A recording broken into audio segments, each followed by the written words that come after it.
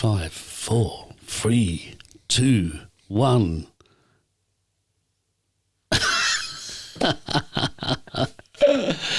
Welcome to CabChat, the longest running taxi podcast in the world.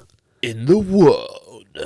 We should have got Mark Collins to say that, shouldn't we? So yeah, I want to address something that came up on one of our YouTube videos. Firstly, before we get into the show, and that was that the statement that this is the longest running taxi-related podcast in the world was something that I personally said without doing any research. And there was a comment on the video that actually said, that's a bit of a bold statement because you've only got a couple or a few YouTube videos out and a few short ones over a year ago. And obviously not looking at the episode numbers because this episode is actually episode 274. So this morning before starting to do the show, I decided to do a bit of research and put it into Google. And I just typed in, which is the longest running taxi podcast? And it said, CabChat is the longest running taxi podcast. So I decided to change that question to, which is the longest running taxi podcast in the world?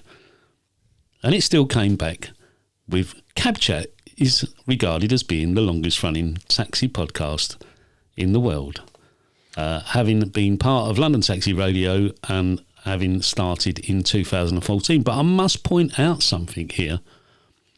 Because the actual podcast, London Taxi Radio was an online radio station. The actual podcast started in 2011 as the Super Cabbie podcast. Yeah. And then we changed the podcast to CabChat and rebranded all of the Super Cabbie interviews that I'd done as CabChat interviews. So its origins actually date back to 2011, which would mean this is by far the longest running taxi podcast in the world. And Tom didn't believe me. He said, maybe your browser is just giving you those answers because it's you. So he did it as well and also put it into ChatGPT. And what did it say, Tom? Yeah, 20 those dates you said there, 2014, 10 years, 2024 you celebrated the 10-year anniversary of. But yeah, it's very much, well, as you say, about 15 years now this podcast has been going. About 15 years now this podcast has been going in total in one form or another. So most definitely the longest running taxi podcast in the world. So in answer to your question, that's a bold claim. It is a bold claim, but it's true. So there you go. And the proof, just type it into Google yourself if you want to know and don't believe us. So coming up in this week's show, we're going to be talking about Pukers. We're also going to be revisiting Albert Bridge. And we're going to be talking about pedicabs and also our first CabChat Fish and Chip Club meet as well. So Tom's going to start us off with what happened to him, his experiences this week in the cab, after saying, I really don't think that Albert Bridge is going to affect us that much. Yeah, literally the day that we recorded that podcast, I got a job somewhere south, off of Abbeville Road, something like that. And, I thought I'll come back via, usually I think Chelsea Bridge, because you can always pick up, usually along like Queenstown Road, on the approach to Chelsea Bridge, something like that, was nice apartments and that. And I was along Queenstown Road, probably like junction of like Silverthorne Road, and I was like, what's all this traffic? And I was like, obviously just zooming down the bus lane. Luckily got the bus lane there near that furniture shop, as it does that weird little S-bend near Battersea, or whatever, the Queenstown Road station there. And it was just endless, absolutely endless. And obviously as cab drivers, you can get the right turn into Battersea Park Road, or you can go straight up into Queenstown Road. And then it was still a bit where it got really jammed there. I was like, oh, this is Albert Bridge right now. And it weren't even in like the real sort of rush hour. It was like really leading up to it. And I could see all the traffic in every direction going eastbound along Battersea Park Road, everyone going up north, Queenstown Road and that. It was diabolical. And then it didn't end. Like, once I got over Chelsea Bridge, you could see everyone who had obviously come along the Chelsea embankment to get the right turn into Chelsea Bridge as their only option if you're coming from the west. And I was like, oh, okay. I'll eat my humble pie. It's a bit of karma, wasn't it? Albert Bridge has made a difference, yeah. It's a bit of karma, really, wasn't it? It's because you saying that on the show that day, and then it actually happened to you that day. On the same day, we was talking about how the soiling charge needs to go up because it's been £60 for ages, right? Yeah. The very first job I picked up from the RAC, a lady coming out in a wheelchair, and she was being assisted. She was being helped by someone. Apparently, she'd collapsed inside. She'd taken some Nurofen and had a bit of a weird turn or whatever. And, she was pretty much almost like passing out at the back of the cab. We're on the phone to 111 as we're driving. I'm driving her back to like Park Village East kind of area, and I could just hear, I'm going to be sick. And then she pulls out a bag, and the reason why I bring this up was because last time on the episode I was going to make the humble brag of I've never had a puker in 8 years of driving a cab, and there I did. I got one, but I guess not a puker in the traditional sense that it ruined my shift or anything like that. Luckily, she had a sick bag with her. I mean, she really went to town with it, and luckily there was nothing in the back of the cab. But I just thought, what a day. I've just recorded that podcast, gone out, and then puker, Albert Bridge, both the things I thought, right, I'm immune from. So that's karma giving me a big slap in the face. It is, isn't it, really? It's like, I haven't had a puker. It's lucky you didn't say that, really, isn't it? I was going to say it on the show. I was like, well, or just bring it up as a topic of conversation. How many of you had, Jamie? Like, what's your experience been like over the years and stuff? Free in 35 years, which I don't think is bad going. And only one of them was quite bad. And it was quite lucky that the day that the person was sick in the back of the cab, I used to have a rubber mat I used to put in when I worked late nights. And I went down to, there used to be 2 car washes in Chambers Street, went down there and they just jet washed it all out, which was quite good. But I was still finding bits of it. You still find bits of it like up the back of the door and things like that for ages, people lift up the seats and there's a bit there as well. And it's like, it's horrible. And it's, £60 nowadays doesn't cover it. It really doesn't cover it because, as we said in the previous episode, if you go and pay to have it cleaned out, that's going to cost you more than £60. And then by the time that you've lost time off the road and everything else, I mean, if you have someone sick in the back of your cab, basically that's your shift over. You finish for the day or the night. That's it. That's the reality of it. So you've basically lost the day's money, plus it's costing you money as well. So £60 really doesn't cover it. And as you said, other areas have already said that their soiling charge is a lot higher than ours. Yeah.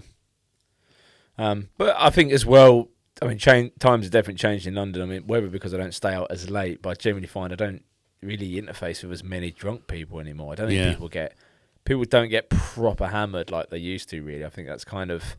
People still do. You still get people to get merry at Christmas, but not to the extent where they're like, falling over and, they're falling into the cab or whatever. So... Definitely.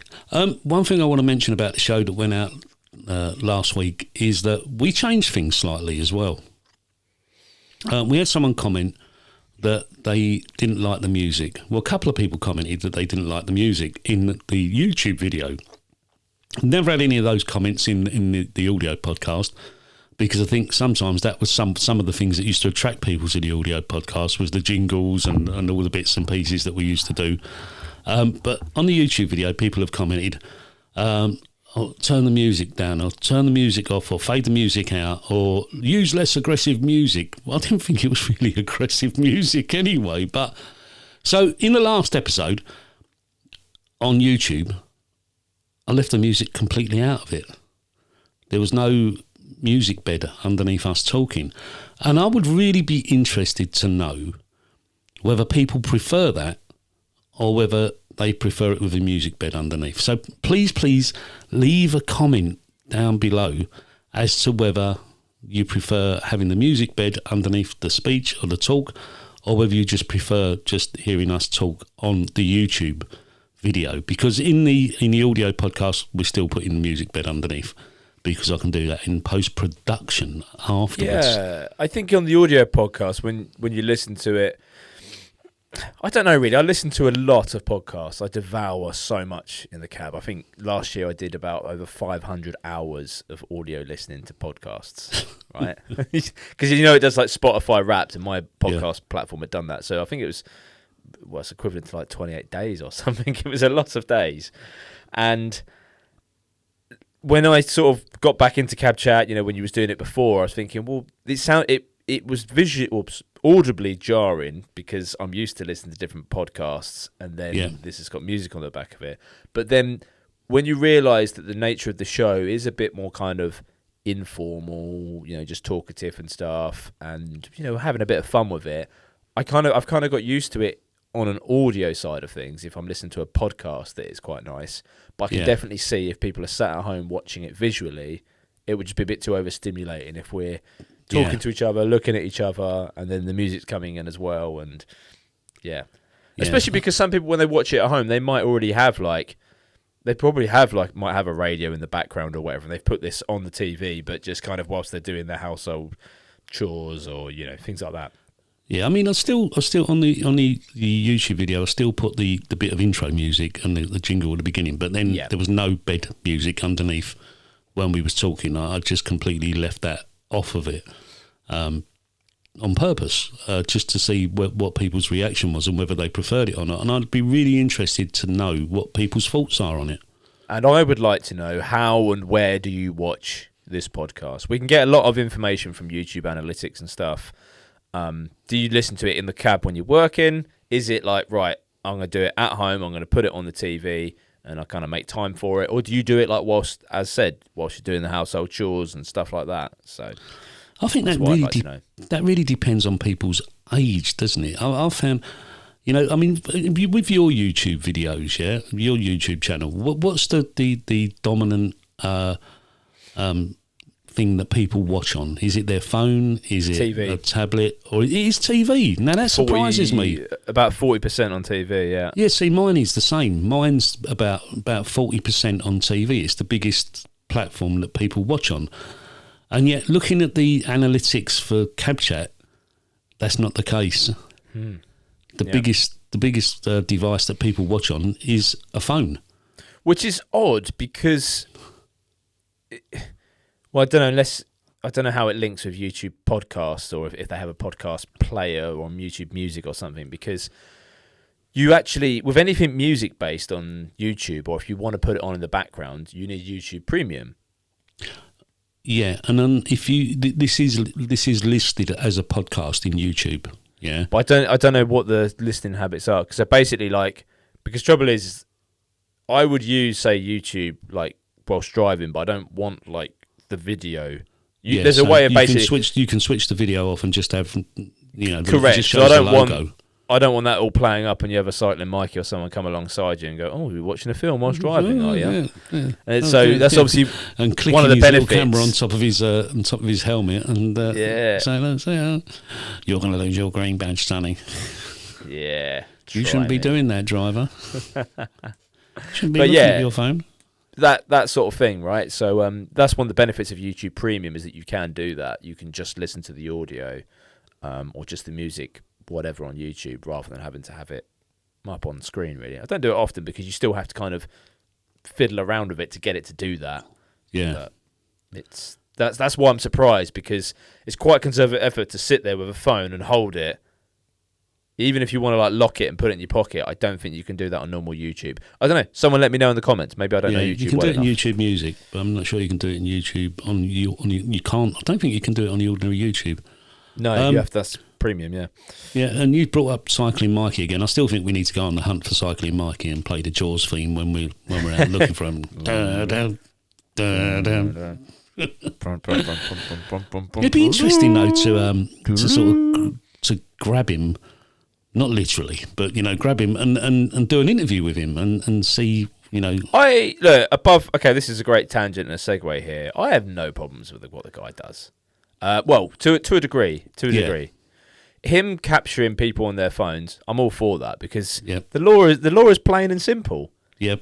If you're doing it and he comes along and catches you, Shame on you. And listen, any cab driver that gets caught, come on, you're supposed to be a professional driver. And the cheapest phone holder that you can buy is about £5.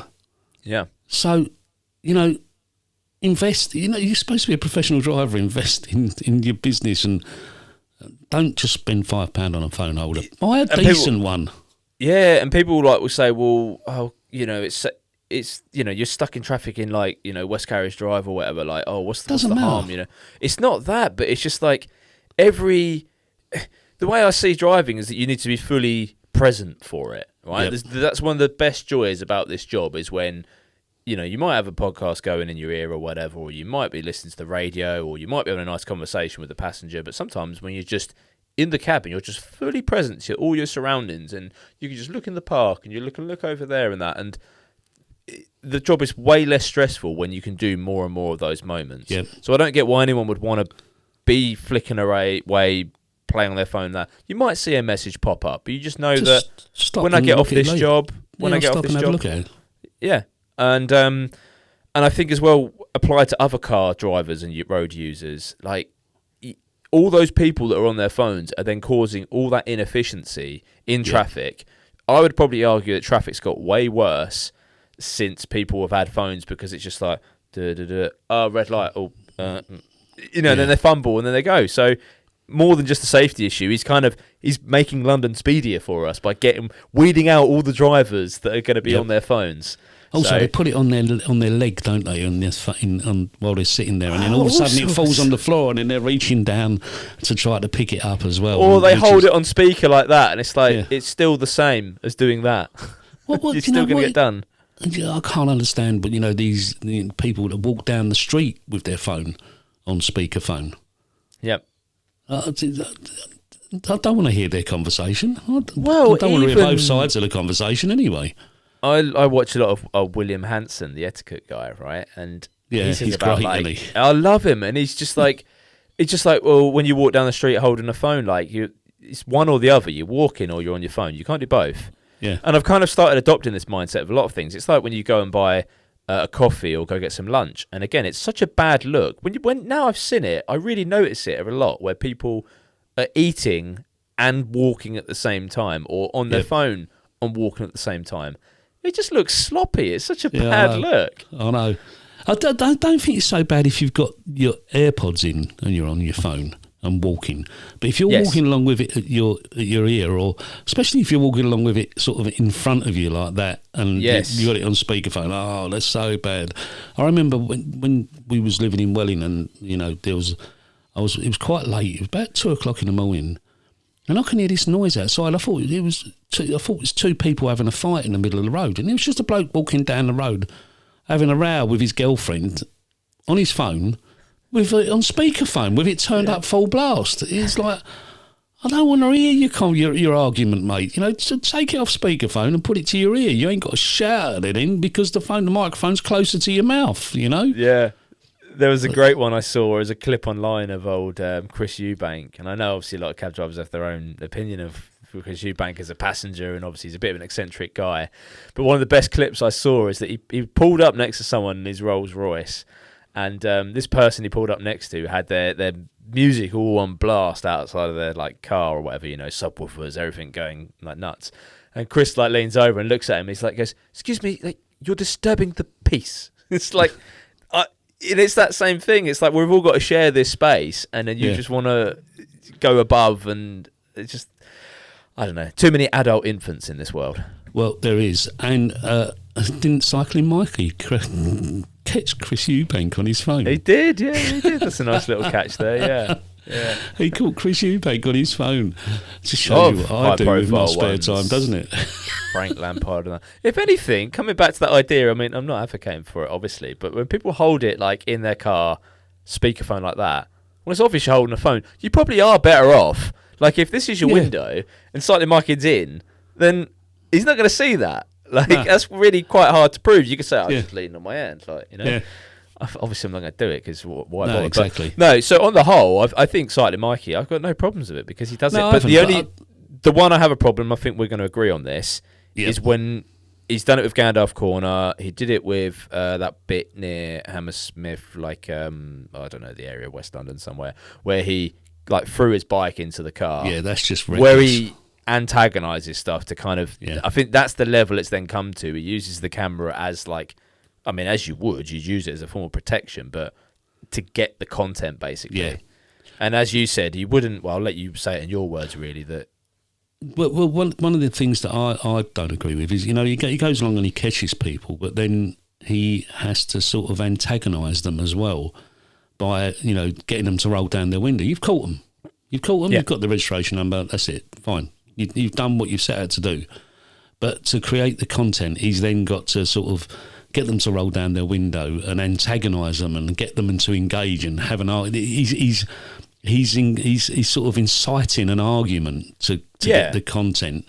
And I'm sure he'd probably argue that he doesn't, but it's still very similar to say, like, watching Louis Theroux interview someone. You can still do it from a point of view of, like, or a very calm, stoic, non-confrontational, which I'm sure he does. He just lets people wrap themselves up in knots, basically. Yeah. But I agree that once you've done the thing you set out to do, the criminal thing, like, or you've captured someone doing it, then just submit it and get out of the way. Even if he makes a comment for his own video, but after the fact, like as he's riding off, you shouldn't do that, or you shouldn't have been doing that. I've caught you. But cab drivers. He says, I've got a lot of respect for green badge drivers, because he always calls them green. You're going to lose your green badge and all that, doesn't he? And but he seems to sort of want to engage with cab drivers more than anybody else, because he knows that it's so important to a taxi driver that they will lose their license for that. But I've seen some clips where, like, he like will go past a cab driver. He sees that the cab driver is fully present, and then he sort of has a conversation with the cab driver, basically saying like, "Oh, did you see what happened there?" And the cab driver's like, "Yeah, what an idiot," So I think he knows, because he knows on the whole that we're all pretty wised up to the idea of having it in a cradle now. So he probably knows that if he goes past 20 cabs versus 20 cars, he's probably going to get he's going to get his content quicker through 20 cars rather than 20 cabs. So yeah, and I think he knows that cab drivers, I mean, you can see by cab drivers, the only people that seem to have the ump with him are people that he's caught. Yeah. The cab drivers that he's caught get the ump with him. I mean, there's a lot of comments on WhatsApp groups. Oh, he's an arse. Oh, this should happen to him, and he should make with a nasty accident and things like that. But a lot of cab drivers, just if he engages with them and converses with them without catching them on their phone, they engage back with him. They ended up in the conversation, a polite conversation.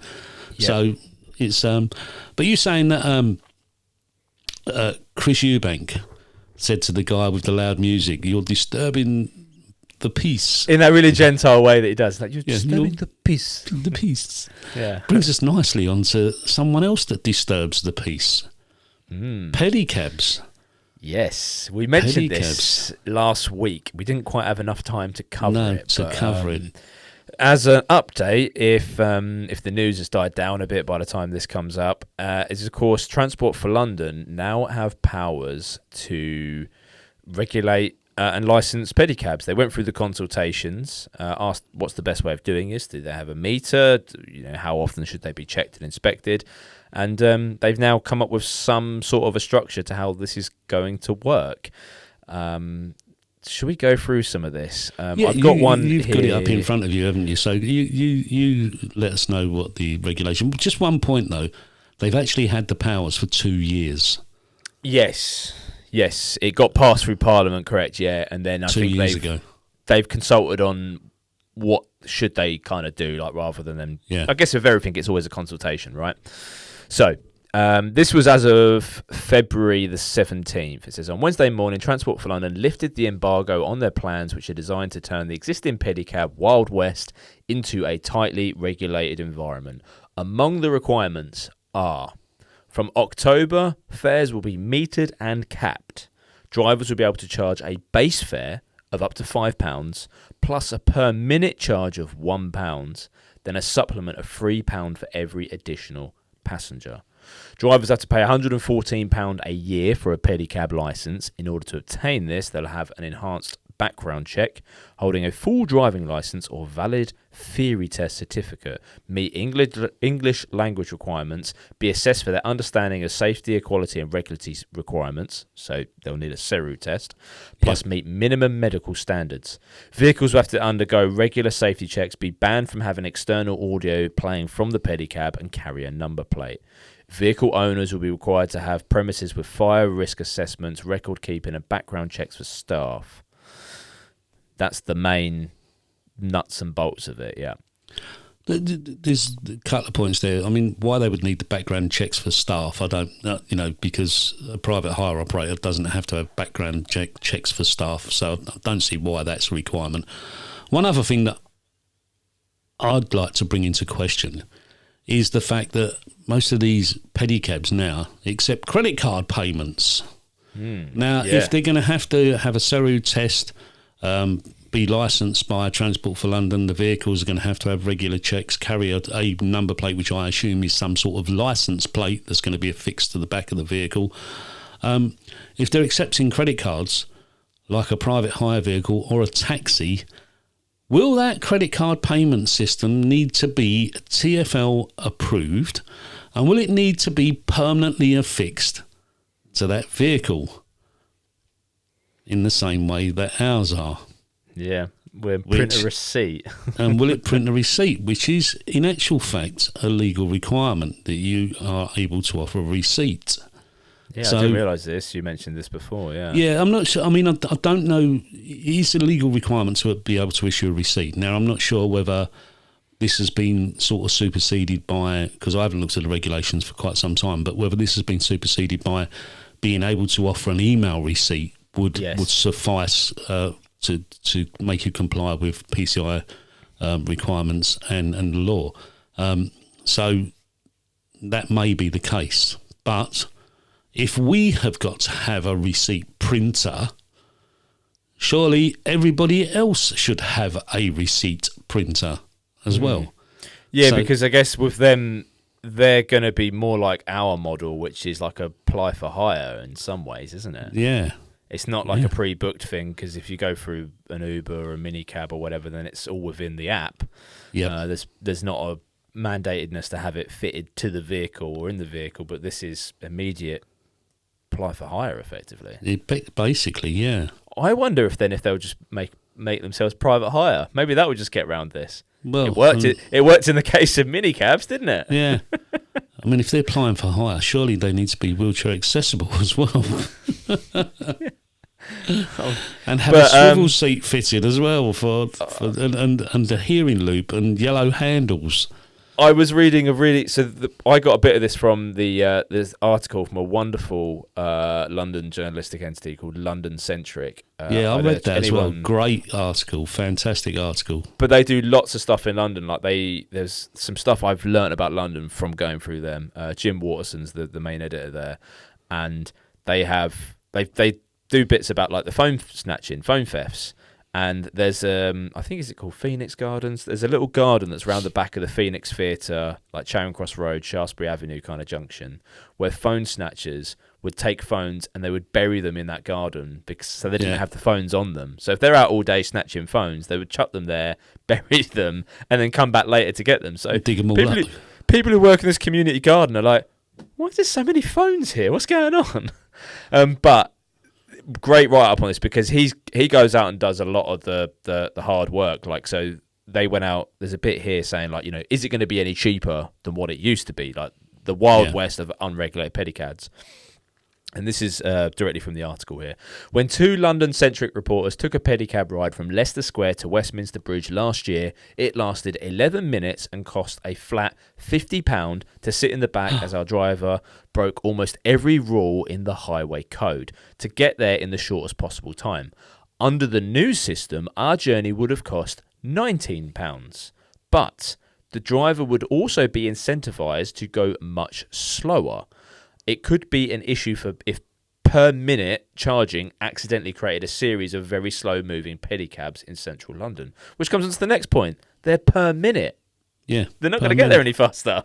No, per minute. And wouldn't you like to get £50 to go from Leicester Square to Westminster Bridge in your cab?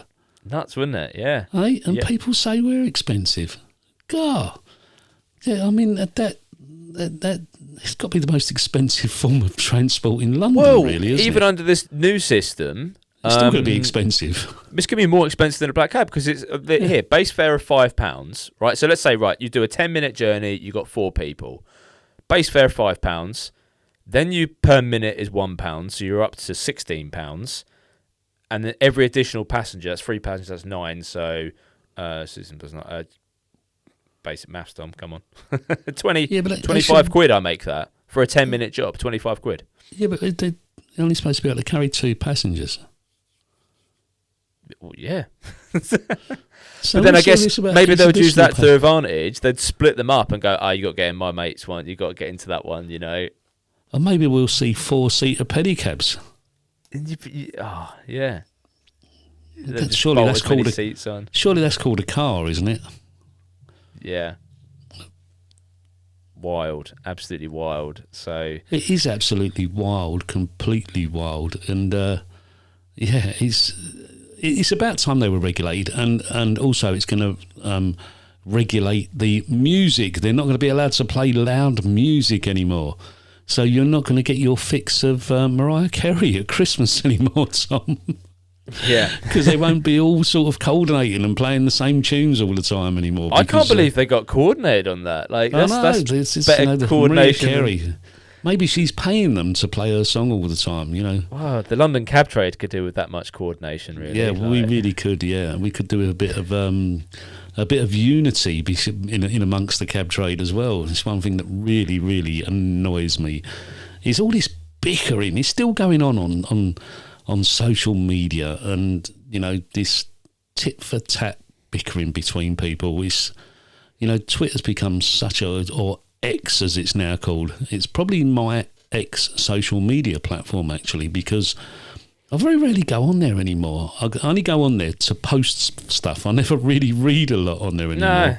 No. And and whereas I'll look at stuff on Instagram or TikTok or Facebook, I don't really look at things on X, because unless I get a notification come through and I sort of look at it and I think, oh, that don't bother me, just delete the notification. Or if it's something that I'll have a read at that.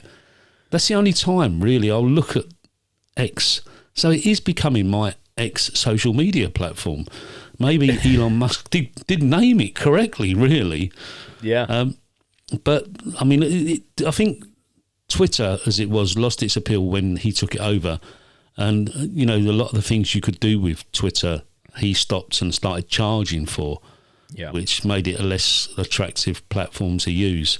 But it has become very, very toxic, very toxic. It's like a cesspit of trolls and gremlins. And gremlins and everything. It's a nasty place to be, isn't it, really? Well, I'm similar to you. I post something up. I find it very good, actually, if I'm making a video or I just want to get cab drivers' opinions on something. Yeah. You just post something and you'll just get, like, loads of different replies and stuff. And obviously you get a few odd comments on there. Sometimes the best comments to put up is really ill thought out. Like, you make it sound like... I make it sound like I'm a real idiot. Yeah. So I'll write something in a way that everyone's like, oh, you idiot, of course, like, you've got to do it that way. And I'm like, yeah, brilliant, just collecting all the replies, perfect. You're just setting off fireworks, just like boom, boom, and I just walk away from the fireworks. I set them off and I just go, see you later. Most of the time, actually, like, the only reason I sort of sometimes go on there and get dragged into stuff is because, like, Paul will send me something that I've been tagged in. Like, the ex-pro user, you know? Yeah. Yeah, but it can be useful because of how quickly you can spread it. I think in terms of stuff getting spread round, X is it could be quite useful, powerhouse. But other than that, it's not really. It's becoming very toxic. Yeah, and it's not, you know. But you know, getting onto this bickering between cab drivers is not a good look for us. It really isn't a good look. And we've covered this in previous show before, and obviously, those of you on X should really go and listen to that show where we spoke about drivers using social media and all this bickering and, you know, this vitriol that goes on there. It's not a good look. Doesn't show us in a professional light, and it's something we should not do, really. Yeah. I'm trying to think of the word then. We should refrain from doing. Prohibit ourselves from using Prohibit ourselves from doing. If you're going to post something, as I've said before, if you're going to post something and you're not too sure about it, leave it and then think about it. And then if you're sure about it, sort of a few hours later or the following day, then post it. But if you're not, don't post it. It's really not worth posting. One person we've got to thank before we wind this episode up is Perry Richardson for reaching out and offering to promote and distribute CabChat through his Taxi Point website and publications. And we really appreciate you reaching out, Perry. It's great, really, really nice. And as I've always said, it's always better to work with people than work against people. It gives us a unified cab trade as such. It's just something that we should be working towards.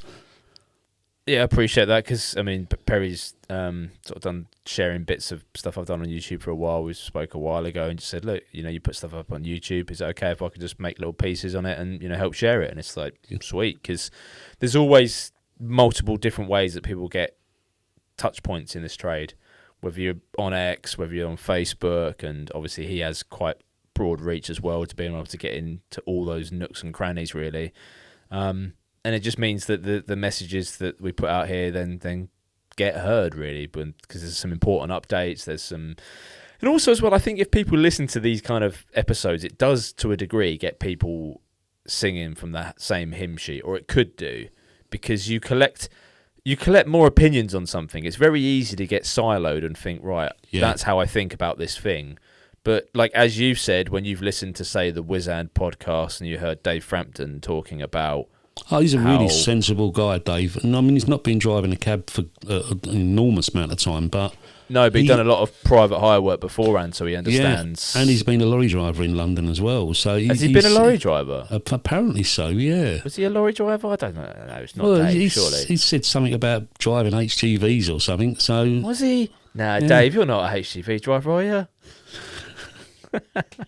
I love that man. No, yeah. But he comes across with some really valid points and some really good points and things that even made me think and question myself on some of my own views and opinions, which to do that, Dave, you must have brought some very good points to the table.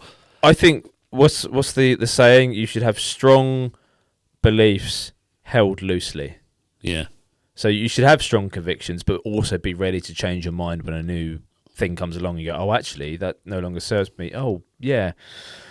Be willing to change your mind, really, and just accept that your worldview isn't what it is. And sometimes the best people I like to hang around with are the people that constantly surprise me. As in, not all the time. As in, like, okay, I agree with him on this. Oh, but you're different on that. Oh, I wouldn't have thought that. Whereas the sort of people who before they even open their mouth, right, you support this football club, you go to this place, you hang out on that cafe, you do this thing, like you agree with this political party, like they're not really the people you want to hang around with because they're not diverse enough. You want to get different opinions, It's quite funny because I had some people in the cab the other day and they was, what football team do you support then? I hate that question. I don't really follow football, and they actually said we've only got in 2 cabs while we've been in London these few days, and like because I picked them up from the airport, brought them in, and I picked them up the other day to take them back out there, and they said and neither of you liked football, which we found really strange. Must have been me.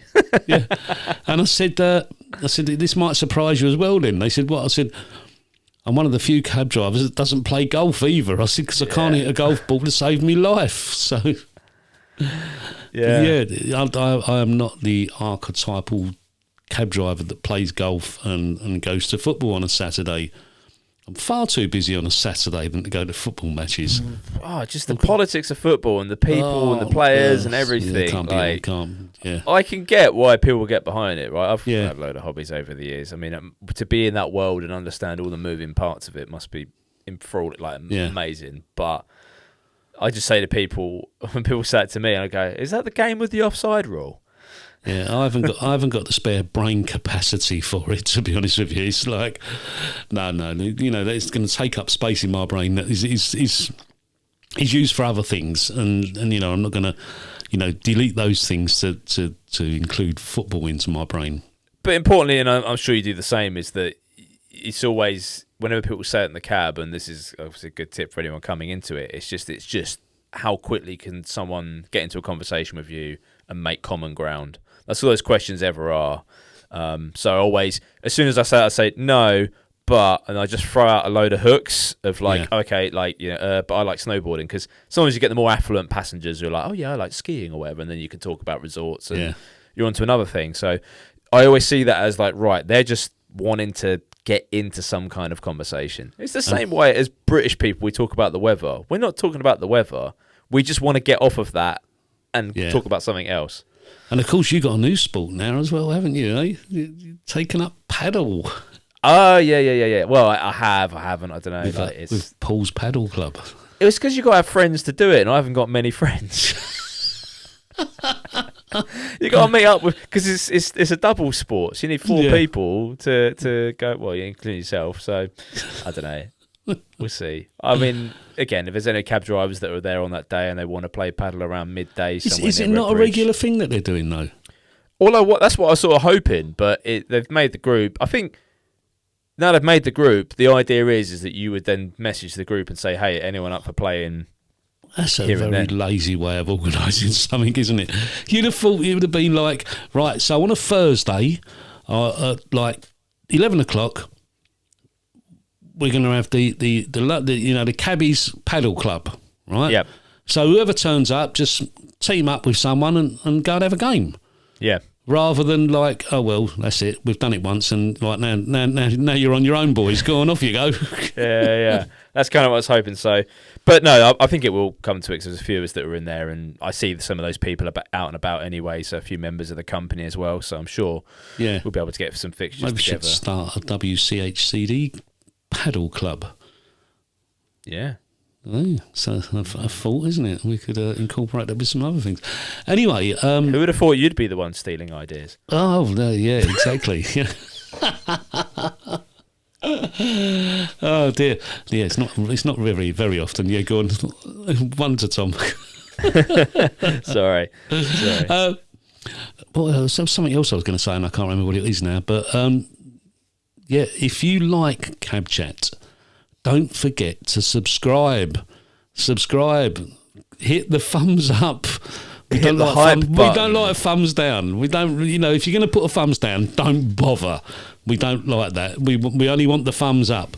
And you need to subscribe, and you need to hit the bell notification so you get informed of any of the future videos that we put out. And if you're listening to the audio podcast, then in your favourite audio podcast player, just hit the follow button, because it isn't subscribe anymore in podcasts, it's follow. You've got to hit the follow button and follow the podcast, and that means you'll be notified of every time the audio podcast comes out. And you can listen to it in various audio podcast players, the Apple Podcast Player, Overcast, Pocket Casts, any of those. I'm not quite sure what they are on Android phones, because I don't use an Android phone. I've got an Android tablet somewhere. I'm going to have to look for podcast players on that and try to find one that I can personally recommend, because I don't like recommending things that I haven't used before. One other thing we was going to mention before we was going to go was the CabChat Pie, not the CabChat Pie and Mash Club, the CabChat Fish and Chip Club meet that we had on Monday. There was only 4 of us turned up, but it was a start. It was an enjoyable evening and conversation, actually. I'd like to see more of you there. Nice company, I must say. And I haven't been to Kennedy's for years. And, when Tom was saying, the chips were really nice and the fish was really nice, I've got to say, it was really, really nice. Very good fish and chips. I went grilled, so I was like, I'll go a little bit. I'm very rarely do I do that healthy with fish and chips. I love fish and chips. I don't know if you know that. And no, we would never have realised that, Tom. Never guessed. But even grilled, it was beautiful. And they do cabbie specials there, which is it's what, $16.50. Yeah. 16.50 for sort of any sort of fried fish, but you can get it with a choice of either chips, salad, rice. I think they even do a mix. Unlimited tea and coffee, all within that 16.50. They do a curry as well. Yeah, curry as well, or pies and things like that. Yeah. And the one at Kennedy's is a really big site there. So I mean, maybe some days of the week, maybe Friday, it's a bit busier. But when we went there on the Monday, it was nice abundance of space. They even have like cabbie resources as well, like the receipt pads there for free for cab drivers. Yeah. And there was a lot of cab drivers coming and going while we was there, wasn't there? There was quite a few cab drivers came in and ate and then left. So yeah, highly recommended. Kennedy's in Goswell Road. I will definitely be returning there again. Quite easy to park as well. There's plenty of parking around there. So especially after 6:30 at night, anyway. So really highly recommend it. Really, really nice, and glad I went because I had an epic journey back to get there. Actually, so, that was mad. Long day for you. It was, yeah. Very long day since I left home at 3 o'clock in the morning. And I paid for it yesterday, I've got to tell you. All that walking around Oxford on Monday, it was like my legs, even now, I feel like I'm Douglas Bader walking around like my legs. It's funny because during the summer where I'm doing lots of tours and I'm walking a lot, you don't notice it. But when the winter's come and you haven't really got out of the cab a lot and done a lot of exercise, and then all of a sudden you go and walk about 10, 12 miles, and then you think, my legs like really know that I've done it now. Yeah. But whereas normally I wouldn't even think about it, No, you sort of progressively work up to it, Yeah. Anyway, you've been listening to the Cab Chat, and as we said, if you like the show, please subscribe, follow, recommend us to your friends. Tell all your family about us and get them all to subscribe, because we need 1,000 subscribers on YouTube to hit the monetization thing. Because, just quickly before we go, normally with a YouTube channel, you hit the 1,000 subscribers before you hit the 4,000 watch hours to get the monetization. Whereas the way things are going at the moment, we're going to hit the 4,000 watch hours before we hit the 1,000 subscribers. Yeah. So we really, really, really need you to subscribe. Because we don't want to make money out of this. Let's get one thing perfectly straight. We're not looking to make money out of doing this because we both enjoy doing it. It's purely to pay what it's costing us to do this.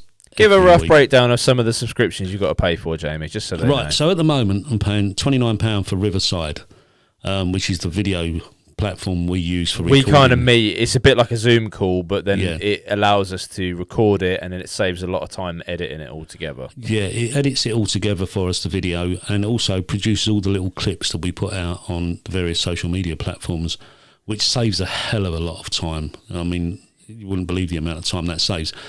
Then there's £20 a month for Captivate, which is the media hosting platform for the audio podcast.